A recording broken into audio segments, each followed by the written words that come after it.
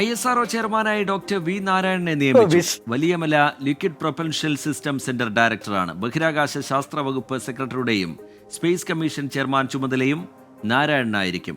നിലവിലെ chairman doctor S Somnath ഈ മാസം 14 വിരമിക്കുന്ന ഒഴിവിലാണ് നിയമനം. തിരുവനന്തപുരം നാഗർകോവിൽ സ്വദേശിയായ വി നാരായണൻ പഠിച്ചതും ജീവിക്കുന്നതും തിരുവനന്തപുരത്താണ്.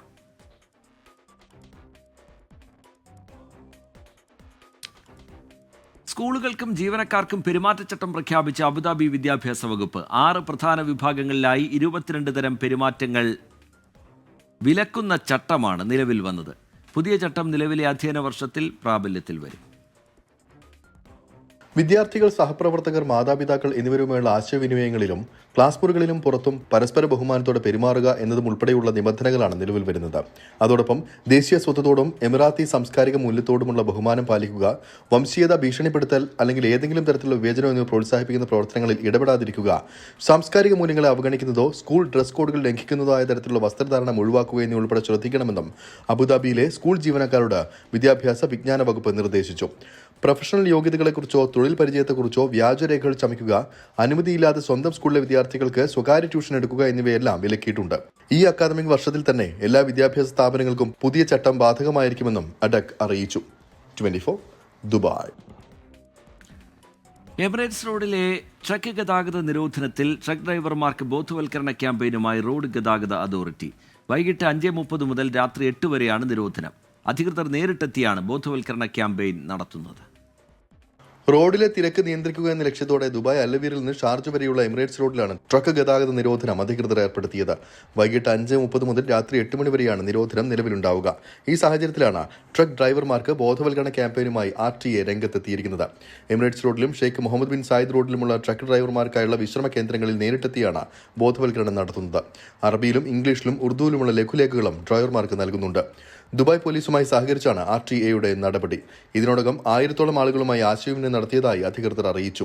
പദ്ധതിയുടെ ഭാഗമായി ഡ്രൈവർമാർക്ക് സ്നേഹ സമ്മാനങ്ങളും RTA നൽകുന്നുണ്ട്. 24 Dubai. Wayanad DCC treasurer NM വിജയന്റെ മരണത്തിൽ കോൺഗ്രസ് കൂടുതൽ പ്രതിരോധത്തിൽ. NM വിജയൻ എഴുതിയ കത്തുകൾ KPCC പ്രസിഡന്റിനും പ്രതിപക്ഷ നേതാവിനും നേരിട്ട് നൽകിയിട്ടും ഇരുവരും തിരിഞ്ഞു നോക്കിയില്ല എന്ന് കുടുംബം. പ്രതിപക്ഷ നേതാവിനെ സമീപിച്ചെങ്കിലും VD സതീശൻ മോശമായി പെരുമാറിയെന്നും NM വിജയന്റെ മകൻ ആരോപിച്ചു. വിവാദങ്ങൾക്കിടെ കുടുംബത്തിൽ നിന്ന് വിവരം തേടാൻ KPCC അന്വേഷണ കമ്മീഷൻ നാളെ വയനാട്ടിലെത്തും. NM വിജയൻ എഴുതിയ കത്തുകൾ K സുധാകരനും VD സതീശനും നേരിട്ടാണ് കൈമാറിയത്. K സുധാകരൻ നമുക്ക് നോക്കാമെന്ന് മറുപടി നൽകി. VD സതീശനിൽ നിന്ന് ലഭിച്ച പ്രതികരണം നല്ല നിലയിലായിരുന്നില്ല. കത്തുകൾ തന്റെ മുന്നിൽ വെച്ചാണ് K സുധാകരൻ വായിച്ചത്. എന്റെ മുമ്പിലാണ് വായിച്ചത്. അവർക്ക് എന്ത് വേണം പറയാലോ. ഒരു കോൺഗ്രസ് നേതാവും മരണശേഷം തിരിഞ്ഞു നോക്കിയില്ല. പിതാവിന്റെയും സഹോദരന്റെയും ആത്മഹത്യ കുടുംബ പ്രശ്നമാക്കാൻ ശ്രമം നടന്നു. അടുത്ത ബന്ധുക്കളെ പോലും നേതാക്കൾ തെറ്റിദ്ധരിപ്പിച്ചുവെന്ന വിജയന്റെ മരുമകൾ പത്മജ. ഒരു ആരോപണം ഉണ്ട് ബന്ധുക്കളെ ഭാഗത്തു നിന്നുള്ള രീതിക്ക് കൊടുത്ത സമയത്ത് ആ ബന്ധു തന്നെയാണ് പറഞ്ഞത് നമ്മളെടുത്ത് ഇങ്ങനെ പറ്റിപ്പോയതാണ്, അവര് വഴി തിരിച്ചു വിടാൻ പറഞ്ഞു. പക്ഷെ അച്ഛന്റെ ഇത്രയും ബാധ്യത അവർക്കും അറിയുണ്ടായിരുന്നില്ല എന്നാണ്. ഞങ്ങൾക്കറിയില്ലല്ലോ, പിന്നെ ബന്ധുക്കൾക്കും. ആരോപണങ്ങളിൽ പാർട്ടി അന്വേഷണം നടക്കുകയാണെന്ന് പ്രതിപക്ഷ നേതാവ് VD സതീശൻ. കത്ത് കിട്ടിയിട്ടില്ലെന്ന് താൻ ഇതുവരെ പറഞ്ഞിട്ടില്ല. NM വിജയന്റെ കുടുംബം ഭീഷണിപ്പെടുത്തുന്ന രീതിയിൽ സംസാരിച്ചെന്നും VD സതീശൻ. പാർട്ടി അന്വേഷിക്കുകയാണ്. എൻ്റെ അടുത്ത് ഒരു 2 ദിവസം മുമ്പാണ് ഈ ഒരു കത്ത് കൊണ്ടുവന്ന് തന്നത്. ഞാൻ അവരോട് വിശദമായിട്ട് അത് ചോദിച്ചറിഞ്ഞു. എനിക്ക് അവ്യക്തതയുള്ള ചില ഭാഗം ഞാൻ അവരോട് പറഞ്ഞു. അവ്യക്തതയുണ്ട്, എന്താണെന്ന് ചോദിച്ചു. വിശദമായി അവരുമായിട്ട് ചോദിച്ചറിഞ്ഞു. ഞാൻ ആ കത്ത് കിട്ടിയിട്ടില്ല എന്ന് ഇതുവരെ പറഞ്ഞിട്ടില്ല. ഇപ്പോഴാണ് ഞാൻ ആദ്യമായിട്ട് അതിനോട് പ്രതികരിക്കുന്നത്. ഞാനൊരു മോശമായിട്ടും പെരുമാറിയില്ല. ഇതിന് മകൻ വിജേഷ് നൽകിയ മറുപടി ഇങ്ങനെ: ഞാൻ എൻ്റെ അച്ഛൻ്റെ ഒരു ഇതിൻ്റെ പുറത്താണ് ഞാൻ അവരെ കാണാൻ പോകുന്നത് തന്നെ. അല്ലെങ്കിൽ എനിക്കൊരു പോസ്റ്റൽ കാർഡ് അയച്ചാൽ മതിയായിരുന്നു. ഞാനത് കുറച്ചും കൂടെ ഇതായി ആവുമല്ലോ എന്ന് വെച്ചിട്ടാണ് നേരിട്ട് പോയി കൊടുക്കേണ്ട ഒരു ഇത് വന്നത്. അപ്പോൾ എനിക്കൊരു ഭീഷണിപ്പെടുത്താനുള്ള ഒരു ഇതുണ്ടെന്ന് എനിക്കറിയില്ല. ഞാൻ അങ്ങനത്തെ ഒരു ഭീഷണി ഞാൻ പെടുത്തിയിട്ടുമില്ല. ഒരു പാർട്ടി നേതാവ് പറയേണ്ട രീതിയിലല്ല എന്നോട് പറഞ്ഞത്. ആ പാർട്ടിയിലുള്ള ആളാണ് ഈ ഒരു ഇതിൽ ബലിയാടായത്. നീതി ഒന്നും കിട്ടിയിട്ടില്ല. ഇത്രയും സംഭവങ്ങൾ ഉണ്ടായതിനു ശേഷം ഒരു പ്രാവശ്യം പോലും വിളിച്ച് സംസാരിക്കാൻ പറ്റാത്തത് വലിയ നീതികേട് തന്നെയാണ്. കേസിൽ വിജിലൻസ് സംഘം വിജേഷിന്റെ മൊഴി രേഖപ്പെടുത്തി. 24 വയനാട്. ആത്മഹത്യ ചെയ്ത DCC ട്രഷറർ NM വിജയന്റെ കത്ത് വായിച്ചിരുന്നുവെന്ന് KPCC അധ്യക്ഷൻ K സുധാകരൻ. വിഷയം നേരത്തെ തന്നെ പാർട്ടിയുടെ മുന്നിലുണ്ടായിരുന്നു. എല്ലാവരും തൂങ്ങുമെന്നും രമ്യമായി പരിഹരിക്കണമെന്നും IC ബാലകൃഷ്ണനും ND അപ്പച്ചനും അടക്കമുള്ളവർക്ക് മുന്നറിയിപ്പ് നൽകിയിരുന്നുവെന്നും K സുധാകരൻ പറഞ്ഞു.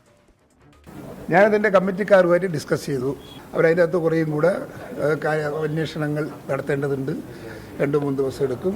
അത് അന്വേഷിച്ച് അതിൻ്റെ റിപ്പോർട്ട് നമുക്ക് തന്നാൽ മാത്രമേ എനിക്ക് നിങ്ങളുടെയൊക്കെ എന്തെങ്കിലും സംസാരിക്കാൻ അവസരമുള്ളൂ.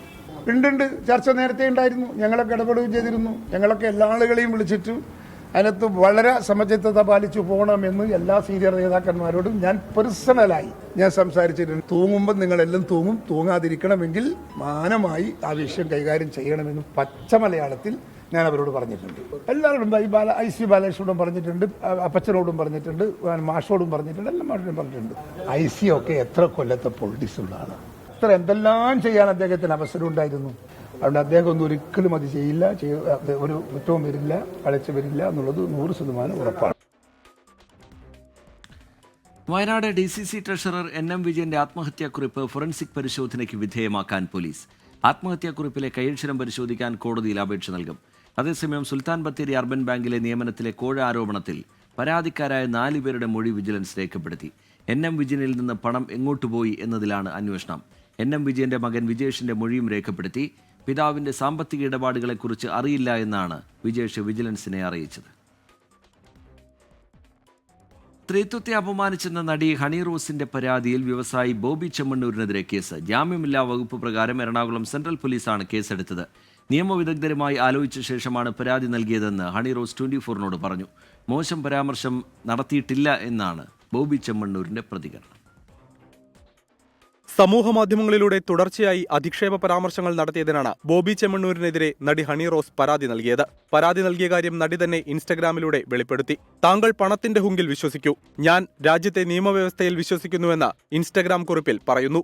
നടിയുടെ പരാതിയിൽ ജാമ്യമില്ലാ വകുപ്പ് പ്രകാരമാണ് എറണാകുളം സെൻട്രൽ പോലീസ് കേസെടുത്തത്. IT ആക്ടും ചുമത്തിയിട്ടുണ്ട്. സൈബർ ആക്രമണത്തിന്റെ ഏറ്റവും വലിയ ഇരയാണ് താനെന്ന് ഹണി റോസ് 24-നോട്. ചെമ്മണ്ണൂർ ഇന്റർനാഷണൽ ജുവലേഴ്സിന്റെ ഭാഗമായി ഒരു ഉദ്ഘാടനത്തിന് പങ്കെടുക്കുമ്പോഴാണ് ഈ ബുദ്ധിമുട്ടുകൾ എനിക്ക് ഫേസ് ചെയ്യേണ്ടി വന്നത് ആദ്യം. അത് കഴിഞ്ഞിട്ട് കണ്ടിന്യൂസ്ലി ഇദ്ദേഹത്തിന്റെ ഭാഗത്തുനിന്നും പല പ്ലാറ്റ്ഫോമുകളിലും വളരെ മോശമായിട്ടുള്ള പരാമർശം എന്നെയും എന്റെ ശരീരത്തെ പറ്റിയും അല്ലെങ്കിൽ പല ജസ്റ്റേഴ്സ് മുഖേനയും സ്ലട്ട് ഷെയ്മിങ് ചെയ്യുന്ന രീതിയിലായിരുന്നു ഇദ്ദേഹത്തിന്റെ ഭാഗത്തുനിന്നുള്ള പ്രതികരണങ്ങൾ ഉണ്ടായത്. താൻ മോശം പരാമർശം നടത്തിയിട്ടില്ലെന്നും കേസ് നിയമപരമായി നേരിടുമെന്നും ബോബി ചെമ്മണ്ണൂർ പ്രതികരിച്ചു. ഞാൻ സ്ത്രീത്വത്തെ അഭിമാനിക്കാറില്ല, സ്ത്രീകളോടൊക്കെ ബഹുമാനമാണുള്ളൂ. പിന്നെ മോശമായ വാക്കുകളൊന്നും ഞാൻ ഉപയോഗിച്ചിട്ടില്ല, മോശമായ ഇന്റൻഷൻ ഒന്നും അതിലില്ല. ഹണി റോസിന്റെ സമൂഹ മാധ്യമങ്ങളിലെ പോസ്റ്റിന് താഴെയുള്ള കമന്റുകളിൽ പലതും വ്യാജ അക്കൗണ്ടുകളിൽ നിന്നാണ്. ഇത് അന്വേഷണത്തിന് വെല്ലുവിളിയാണെങ്കിലും ലൊക്കേഷൻ കണ്ടെത്തി പ്രതികളെ പിടികൂടാനാണ് പോലീസ് തീരുമാനം. നടിയുടെ പോസ്റ്റിന് താഴെ പുതിയതായി അധിക്ഷേപ കമന്റ് കണ്ടെത്തിയാൽ സ്വമേധയാ കേസെടുക്കുമെന്നും പോലീസിന്റെ മുന്നറിയിപ്പുണ്ട്. 24 കൊച്ചി. ചെന്നൈ അണ്ണാനഗർ പോക്സോ കേസിൽ വനിതാ പോലീസ് ഇൻസ്പെക്ടർ അറസ്റ്റിൽ. അണ്ണാനഗർ വനിതാ പോലീസ് സ്റ്റേഷൻ ഇൻസ്പെക്ടർ രാജിയാണ് അറസ്റ്റിലായത്. മുഹമ്മദ് റഹീസ് വിവരങ്ങളുമായി ചേരുന്നുണ്ട് ചെന്നൈയിൽ നിന്ന്. റഹീസ്, വിശദാംശങ്ങൾ. റഹീസ്, തമിഴ്നാട്ടിൽ ഏറ്റവും അധികം കോളിളക്കം ഉണ്ടാക്കിയ ഒരു കേസാണ് ഈ ചെന്നൈ അണ്ണാനഗർ പോക്സോ കേസ്. ഈ കേസിൽ ഒരു 10 വയസ്സുകാരി പീഡനത്തിനിരയായി എന്നതിനപ്പുറം ഈ കേസുമായി ബന്ധപ്പെട്ട് പോലീസ് കളിച്ച നാടകങ്ങളും ഒത്തുകളിയും ഒക്കെ വളരെയധികം ചർച്ചയായതാണ്. അതായത് കഴിഞ്ഞ ഓഗസ്റ്റിൽ 10 വയസ്സുകാരി ബലാത്സംഗം ചെയ്യപ്പെടുന്നു. ശേഷം മാതാപിതാക്കൾ പരാതിയുമായി പോലീസ് സ്റ്റേഷനിൽ എത്തുന്നു. അവർക്ക് കൃത്യമായി സംശയമുള്ള ആളെ ചൂണ്ടിക്കാട്ടി പറഞ്ഞു കൊടുക്കുന്നു. എന്നിട്ടും ആ വനിതാ പോലീസ് സ്റ്റേഷനിൽ ഉണ്ടായിരുന്നവർ ഈ മാതാപിതാക്കളെ സഹായിച്ചില്ല.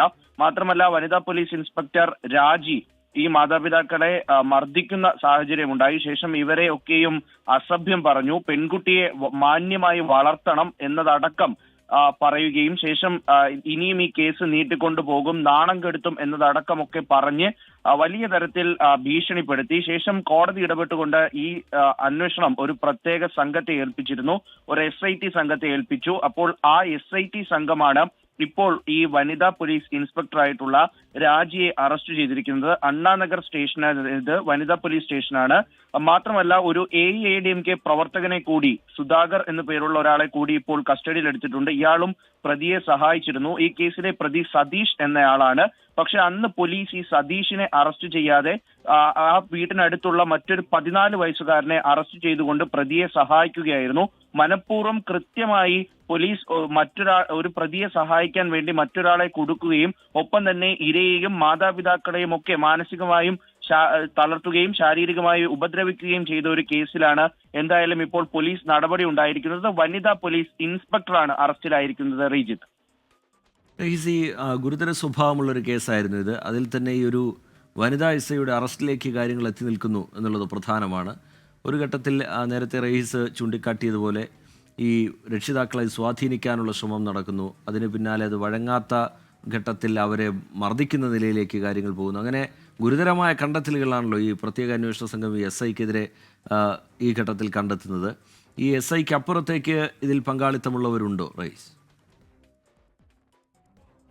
PK അന്ന് രാഷ്ട്രീയ മുതലെടുപ്പ് അല്ലെങ്കിൽ ഒരു രാഷ്ട്രീയക്കാരനാണ് ഈ പറയുന്ന പ്രതി ആയിട്ടുള്ള ആൾ. അപ്പോൾ ഈ സതീഷ്, അതുകൊണ്ട് തന്നെ ഇതിലൊരു രാഷ്ട്രീയ പ്രഷറൊക്കെയും പോലീസിന്റെ മേൽ ഉണ്ടായിരുന്നു. അതിന് പിന്നാലെയാണ് ഈ രാജി മാതാപിതാക്കളെ സ്വാധീനിക്കാൻ ശ്രമിച്ചത്. ആദ്യഘട്ടത്തിൽ ഇവരോട് കേസിൽ കൃത്യമായി ഇടപെടാമെന്ന് പറയുന്നു. പിന്നീട് ഇവർക്ക് പണം അടക്കം വാഗ്ദാനം ചെയ്യുന്നു. മാത്രമല്ല ഇവർ നടത്തിയിട്ടുള്ള ഒരു വെർബൽ അബ്യൂസ് ആണ് ഈ കേസിൽ ഏറ്റവും അധികമായും കോടതി ചൂണ്ടിക്കാട്ടിയിട്ടുള്ളത്. കാരണം പിന്നീട് ഏതൊക്കെ കേസുകൾ കോടതി പരിഗണിച്ചാലും ഈ കേസിനെ മാതൃകയാക്കി പോലീസ് ഇത്തരത്തിലാണോ ഇടപെടുന്നത് എന്ന് പോലും കോടതി വിമർശിക്കുന്ന തരത്തിൽ കുപ്രസിദ്ധമായ ഒരു കേസാണിത്. അപ്പോൾ അതിലേക്ക് ഒരു SIT സംഘത്തിനെ കൊണ്ടുവരുന്നു. ശേഷം ഇപ്പോൾ ഏതാണ്ട് ഒരു 7-8 മാസത്തെ അന്വേഷണം നടക്കുന്നു. ഈ രാജിയിൽ നിന്നും പലതവണ മൊഴിയെടുത്തിരുന്നു.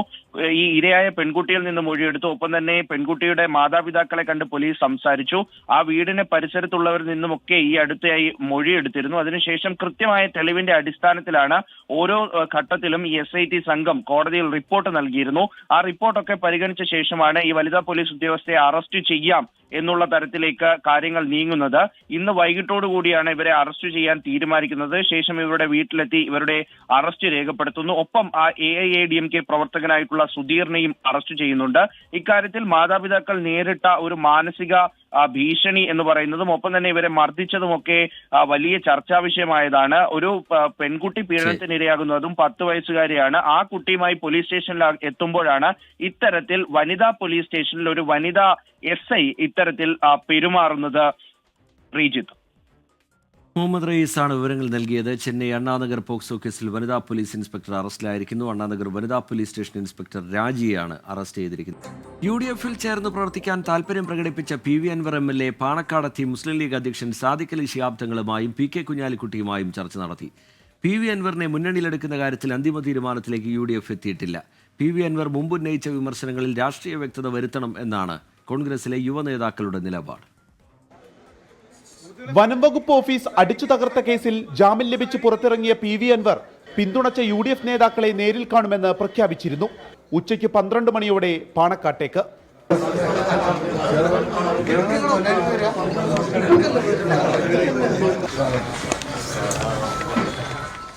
മലയോര മേഖലയുടെ പ്രശ്നങ്ങളിൽ അൻവർ എടുക്കുന്ന നിലപാടിൽ എതിർപ്പില്ലെന്ന് പാണക്കാട് സാദിഖ് അലി ശിഹാബ് തങ്ങൾ. വിഷയത്തോടൊപ്പം ലീഗ് ഉണ്ടെന്ന് ദേശീയ ജനറൽ സെക്രട്ടറി PK കുഞ്ഞാലിക്കുട്ടിയും. ഇപ്പോൾ അയാൾ ഉയർത്തിപ്പിടിക്കുന്ന പ്രശ്നത്തിൽ UDFന് എതിർപ്പൊന്നുമില്ല. കാരണം ഇപ്പോൾ വന നിയമത്തിലെ ഭേദഗതി കുറച്ച് സങ്കീർണമാണ്. അവിടെ ഒരു മനുഷ്യത്വപരമായിട്ട് സമീപനം ഉണ്ടായിരിക്കണം. അസംബ്ലി തെരഞ്ഞെടുപ്പിൽ UDF അധികാരത്തിൽ വരണം. അപ്പോൾ അതിന് എന്തെല്ലാമാണോ ചെയ്യേണ്ടത് അത് UDF ചെയ്യും. മലയോര കർഷകരുടെ പ്രശ്നമാണ് ഇന്ന് അൻവർ MLA അവർ തങ്ങളുമായി സംസാരിച്ചതും അതുപോലെ തന്നെ ഇവിടെ വന്ന് സംസാരിച്ചതൊക്കെ. ബാക്കി കാര്യങ്ങൾ UDF മൊത്തത്തിൽ എടുക്കേണ്ട ഒരു സമീപനമാണ്. അൻവറിനെ UDFിലേക്ക് എടുക്കില്ലെന്ന കടുത്ത നിലപാട് പ്രതിപക്ഷ നേതാവ് VD സതീശൻ ഇന്ന് മയപ്പെടുത്തി. UDF തീരുമാനിക്കേണ്ട ഒരു വിഷയമാണ്. ഞാൻ മുൻകൂട്ടി പറയുന്നത് ശരിയല്ല. UDF ഇപ്പോൾ ഒരു തീരുമാനം എടുത്തിട്ടില്ല. അത് ഉചിതമായ സമയത്ത് എന്ത് വേണമെന്ന് UDF നേതൃത്വം കൂടിയാലോചിച്ച് തീരുമാനിക്കും. രാഹുൽ ഗാന്ധിക്കെതിരായ വിമർശനം, VD സതീശനെതിരെ ഉന്നയിച്ച അഴിമതി ആരോപണം തുടങ്ങിയ കാര്യങ്ങളിൽ PV അൻവർ രാഷ്ട്രീയ വ്യക്തത വരുത്തണമെന്ന ആവശ്യമാണ് കോൺഗ്രസിലെ യുവ നേതാക്കൾക്കുള്ളത്. മലയോര മേഖലയുടെ പ്രശ്നം പറഞ്ഞ് പാണക്കാട് വഴി UDFിലേക്ക് വഴിവെട്ടുകയാണ് PV അൻവർ. അനുകൂലിക്കുന്നവരും പ്രതികൂലിക്കുന്നവരുമായി UDF നേതൃത്വത്തിൽ തിരക്കിട്ട കൂടിയാലോചനകൾ നടക്കുന്നു. നേതാക്കളുടെ എല്ലാം പ്രതികരണം കരുതലോടെയാണ്. വിപിൻ C വിജയൻ, 24 മലപ്പുറം. PV അൻവറിനെതിരെ കോൺഗ്രസ് നേതാവ് ആര്യാടൻ ഷൗക്കത്ത് 9 വർഷമായി കർഷകർക്ക് വേണ്ടി PV അൻവറിന്റെ ശബ്ദം കേട്ടിട്ടില്ല. കോൺഗ്രസ് നിരവധി സമരങ്ങൾ ചെയ്തു. അപ്പോഴും PV അൻവർ മിണ്ടിയില്ല എന്നും ആര്യാടൻ ഷൗക്കത്ത് കുറ്റപ്പെടുത്തി. കഴിഞ്ഞ 9 വർഷമായി നിലമ്പൂരിലെ കർഷകർക്ക് ഈ കാട്ടാൻ അക്രമത്തിനെതിരെ നമ്മൾ വലിയ ജനകീയ സമരങ്ങൾ നടത്തി. ഇതൊക്കെ നടത്തുമ്പോഴും നമ്മൾ ഈ ശബ്ദം മുൻപ് കേട്ടിട്ടില്ല. അതാ ഞാൻ പറഞ്ഞു. 9 കൊല്ലമായി നമ്മൾ കൊണ്ടുവന്ന ബൈപ്പാസ് അതൊന്ന് പൂർത്തീകരിക്കാൻ അതിലൊരു കൊട്ട മണ്ണ് അഡീഷണൽ ഇടാൻ സാധിച്ചു. എന്ത് ചെയ്തു ഈ ഇവിടെ കഴിഞ്ഞ 9 വർഷമായിട്ട് ഈ ഗവൺമെന്റ് എന്ത് ചെയ്തു? ഇപ്പോ അൻവർ പറയുന്നത് എന്നെ ഒന്നും ചെയ്യാൻ പാർട്ടി സമ്മതിച്ചില്ല. പാർട്ടി പറഞ്ഞത് അൻവറിന്റെ കഴിവുകേട് കൊണ്ടാണ്. ജിദ്ദയിൽ ഗൂഗ്ലി സ്പോർട്സ് ക്ലബിന്റെ ആഭിമുഖ്യത്തിൽ ഈ മാസം 10-17 തീയതികളിൽ ഇന്റർനാഷണൽ സ്കൂൾ ഫുട്ബോൾ ടൂർണമെന്റ് സംഘടിപ്പിക്കും. ബവാദി അൽമാഹിർ സ്പോർട്സ് അക്കാദമി സ്റ്റേഡിയത്തിൽ നടക്കുന്ന ടൂർണമെന്റിൽ ഇന്ത്യ, ബംഗ്ലാദേശ്, പാകിസ്ഥാൻ, ഇന്തോനേഷ്യ തുടങ്ങിയ രാജ്യങ്ങളിലെ സ്കൂളുകൾ പങ്കെടുക്കും. 3 വിഭാഗങ്ങളിലായി 20 ടീമുകൾ ടൂർണമെന്റിൽ മാറ്റുരയ്ക്കും. ടൂർണമെന്റിന്റെ പോസ്റ്റർ വാർത്താസമ്മേളനത്തിൽ പ്രകാശനം ചെയ്തു. റഷീദ്, സുബൈർ, ഷാജി അബൂബക്കർ, ഷമീർ തുടങ്ങിയവർ വാർത്താസമ്മേളനത്തിൽ പങ്കെടുത്തു. UK മാഞ്ചസ്റ്ററിലുള്ള Bury Malayali cultural association Christmas new year ആഘോഷിച്ചു. ബെറി പോളിഷ് സോഷ്യൽ സെന്ററിൽ നടന്ന പരിപാടി UUKMA public relation officer Alex Varghese ഉദ്ഘാടനം ചെയ്തു.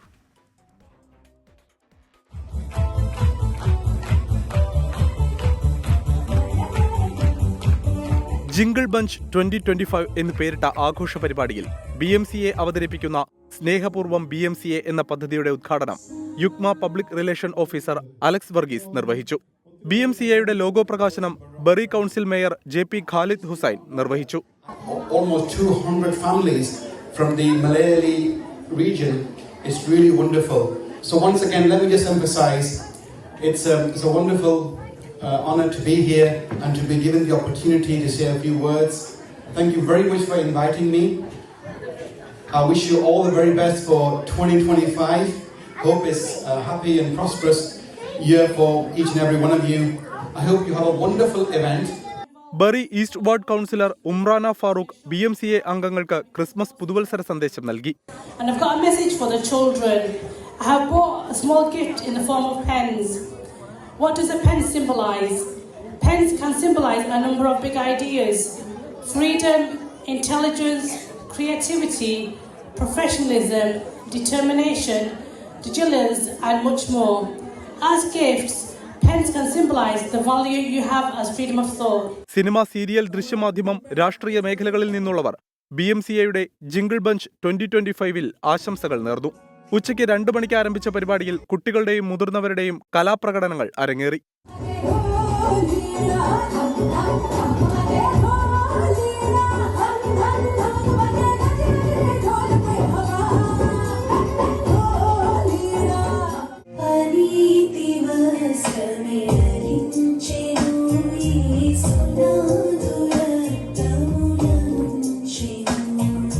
ചന്ദ്രകല Sunil, Jithin Varghese, Shaji Cyriac, Danny, Amble mortgage chairman Sonu John തുടങ്ങിയവർ പ്രസംഗിച്ചു.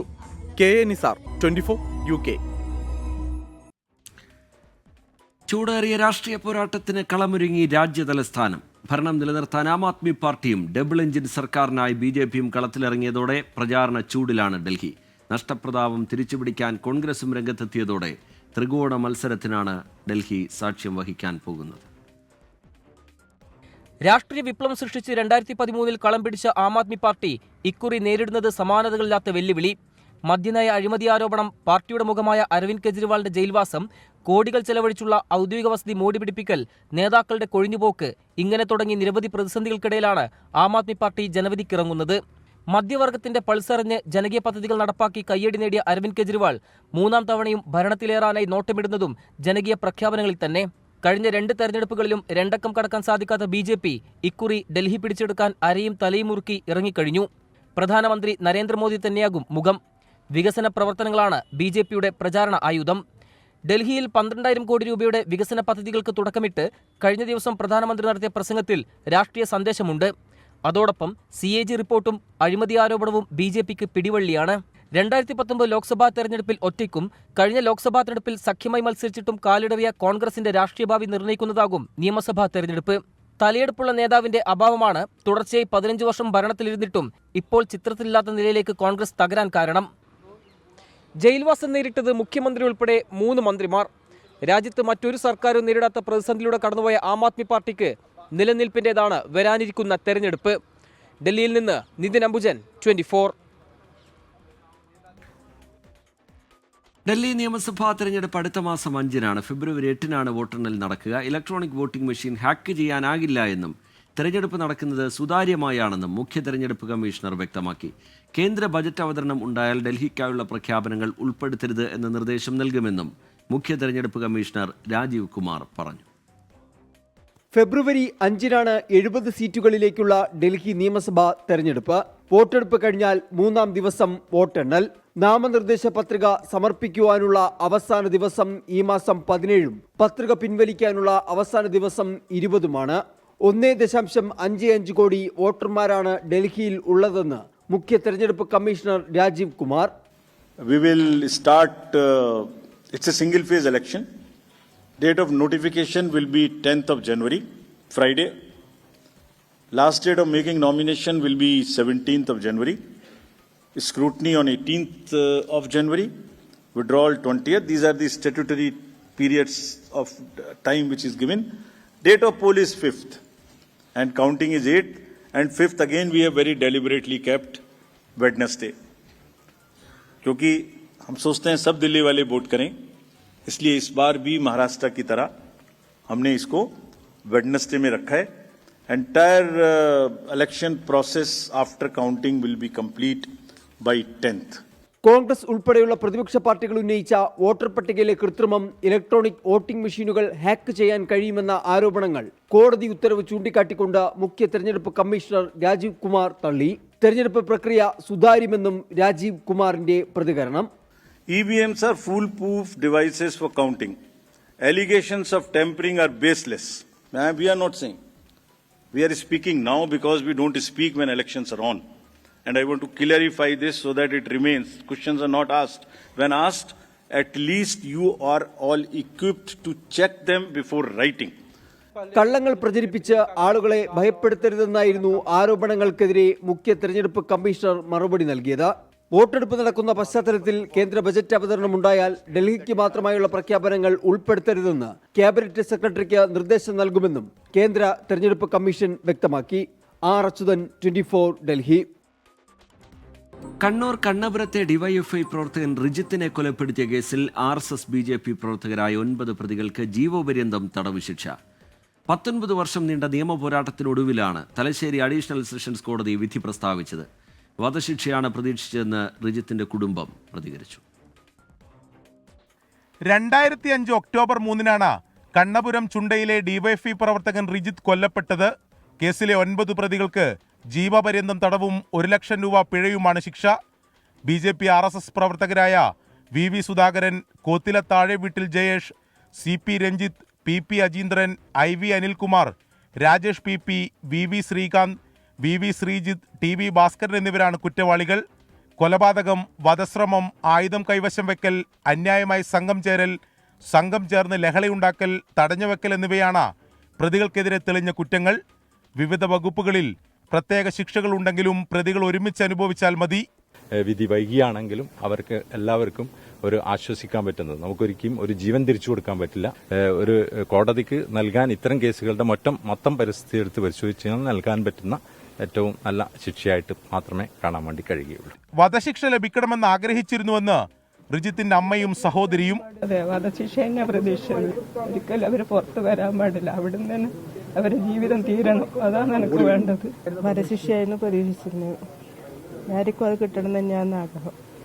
ഒരമ്മക്കും ഒരു പങ്ങൾക്കും ഈ ഗതി ഉണ്ടാവാൻ പാടില്ല ഒരിക്കലും.